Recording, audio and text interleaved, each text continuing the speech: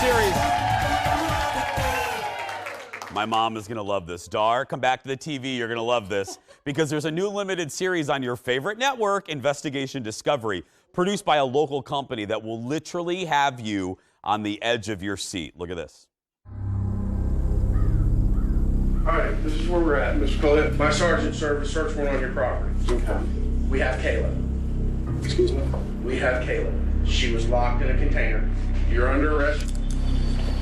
This man, Todd Colehell, is a rapist and a serial killer. He's killed 7 people that we know of. What was that like for you? Mechanical. When Kayla Brown is released from a shipping container, the world finds out about his murderous past. We're going to get you out of there, okay? You bring Kayla in here and this is where you could chain her. My name is Maria Oz. I'm a filmmaker and investigative journalist. Everyone wonders if there are more victims out there. He tells me there are. That's right. That's a clip from serial killer Devil Unchained. Episode 2 airs tonight on Investigation Discovery. That show is hosted by our next guest. Please give it up for local filmmaker Maria Oz, everybody. Hi. Hi. Oh, Maria. Yes. This is right up my alley. Okay, so who is this dude? Give me just a little, give the audience a little Reader's Digest version of this. Sure. So he was just caught a couple years ago, but he was a very successful local realtor in South Carolina in a community called Spartanburg County. And he went over a decade, really, before being caught. Ultimately, he was charged with 7 murders. But the reason we got involved was because he was alleging that there were more. And I had a unique opportunity to interview him and sort of develop a back and forth with him, hoping that he would confide in me about whoever these additional people were. So. Did you develop a chemistry with him right away, or did it take a few visits for you to feel like he trusted you? Sure. It took a little while. I mean, we had many conversations. Most of them were by phone, which if you watch the show, you'll see what happens when I go down there to interview him in person. But you know, it did. It took a long time. And I got some advice from, I don't know if you have fans of the Mindhunter series on Netflix. I love Mindhunter. Yes? Yeah.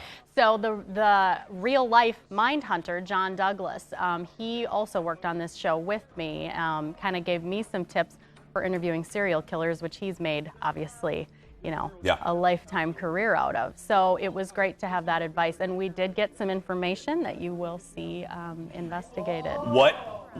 Give me a piece, what's one of the most useful tips that he gave you? Ooh. That you found practical, like you found practical use in it when you're interviewing him, what's his, Todd, and you go, oh, he's trying to do this. Did he tell you any tricks that they try to play on an interviewer?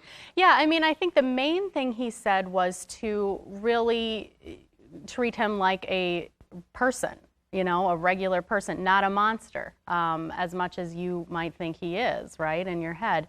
And I think that was good advice. You know, how could you ever tell you know, your deepest, darkest secrets to somebody if you didn't trust them? So establishing that relationship. Or if he's on the defense. Right. Yeah. Right. Which I think, you know, and I mentioned this in the series too, it can be a little bit, you know, like, wow, why is she talking to him, you know, like a regular conversation, and even being nice, you know, to him. And that was really part of it. Yeah, that's really part of it. You were saying off air, it was a little off-putting because he comes across, you know, normal has a lot of definitions, but he disappeared normal. He does. I think it's everyone's biggest fear, right? Who's walking among you. Yeah. And the boogeyman doesn't look or act like the boogeyman. He does not. And like I said, he was a very successful realtor for a long, long time down there, you know, with very few complaints. And I think that he could easily pass, you know, very polite, calls me ma'am. When he talks to me in a southern accent, you know, he has a lot to say. I think his, you know, it's not about him though. I mean, it is, but what we really wanted to do also, in addition to investigating what else he might have done, is give some attention to the victims' families Yeah. and the victims of all these crimes, because I think when you have a serial killer who makes headlines like Yep. that, it often becomes just about him. Yeah. And we don't want that. You know, we wanted to It give almost more time. glorifies him and Right. gives him exactly what he wants. Right. Yeah. And so we wanted to give a lot more time, which we're able to do with, 6 hours worth of television. We're able to give much more of a voice to people who've really lost someone. And so I'm really proud of that, especially in tonight's episode. You'll hear a lot from some of the victims' families. And the episode kind of cracked. We saw that clip with Lester Holt on the NBC Nightly News. They discovered the woman in. Is that actual footage, Maria, that we Yes. saw? That's not a reenactment that we just saw. Right. When you saw her with the chain around her neck and the grainy, looks like real footage, that is real footage. So the Spartanburg County Sheriff's Office shot that footage when they heard her calling out from this container. And where And was the so- container at? On his property? Yes. So he owned 95 wooded acres in a Ugh. community called Woodruff. And he not only kept her in that shipping container and was found alive, but there was a previous woman who, unfortunately, he did kill, who was also kept in that shipping container. And so there were 3 of his victims who were killed on that wooded property. And then the other 4 that he was convicted for, they were in a motorcycle shop called Superbike Motorsports, and that was all the way back in 2003. So he went a really long time between 2003 and when these other victims were killed in 2015 and 2016, where you wonder what else happened in that time period. And what else happened when Maria asked him, are there more victims? We'll talk more with Maria when we come back. Back after this. That's a lot of acreage for stuff to go down. Welcome back, everybody. More with Maria, host of the new limited series on Investigation Discovery called Serial Killer Devil Unchained. Episode 2 airs tonight. I know you all watching. You are looking on demand for episode 1 right now, as I will be when I get home today. I was asking you, we were talking. This is what's frightening to me is the fact that you're mentioning he was a star, not a star, but he was a well-known realtor in the city. What's horrifying to me is the compartmentalization of the mind, where he could have an open house during the day, get some shrimp and some toast and open it, and then that day go home to a property where he has a woman in a shed. Right. Yes, I absolutely agree with you. It is. It's jarring to think about. And at one point, I do ask him, what was it like after you killed one particular victim, this man named Charlie Carver? And he said, you got to understand, for me, it's like washing my car or taking the trash out. And so you're just sitting there and you're like, shell-shocked, because how could that be? And then did he say it matter-of-factly like yes, that? Yes, and you'll hear that if you watch the show. Yeah. You'll hear him tell you what he did, why he did it, how he did it in some cases, and with this just separation that is impossible for, I think, the rest of us to really understand. With just a rat-a-tat-tat cadence of just like, Right. I did it.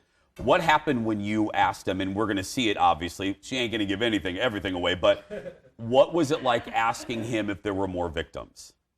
It's a question that he initially brought it up, and he said that there were considerably more victims. So considerably adds even another layer to it, right? We're talking a lot, and I think that I kind of held off for several conversations for many months before we really talked about it more, because again, it was developing that level of trust. You will see what he does say, and we do go investigate with the sheriff's office. So there is information that comes out that is brand new, that hasn't really been out there before. Whether it's Mindhunter or I think most famously for all of us, Silence of the Lambs, or a personal favorite of mine, Copycat with Sigourney Weaver. When we see these movies about serial killers, they always play these mind games with the protagonist, Right. whether it's Jodie Foster or whatever. Do you think do you feel like he was trying to play games with you at any point? Yeah, that's an interesting question. People ask that a lot. I would tell you this. I would say I don't know that there's any way to know for sure. Yeah. I do not think that I went into this naively at all. Yeah. And what I will say is everything that he stated that we were able to really investigate checked out. And so it really makes you think that, you know, there is a likelihood that he is telling the truth. And as far as additional victims, certainly both myself and John Douglas, the mine hunter, absolutely believe that there are more people, without a doubt. Yeah. What was it like on that property? You said, because the 95 acres, that's the compartmentalization of the mine and the amount of property that dude has freaks me out. It's a lot, yeah. So we were given access to the property by him, and went out there. I actually worked with a man who Todd knew and is working on biography about him and about this case. But we went out there, and to walk this land, you know, alone, really, and know where all these things happened, and see these places where, you know, this poor woman who was chained up was brought, you know, and sexually assaulted. It was horrifying. And I often tell people there's a garage on the property where some of these things took place, and to stand there and just see, like, the guy's got a barbecue grill, you know, next to the garage, and you're just like, are you just making a hamburger? Are you, like, how can you do this? Yeah. Why, you know, it's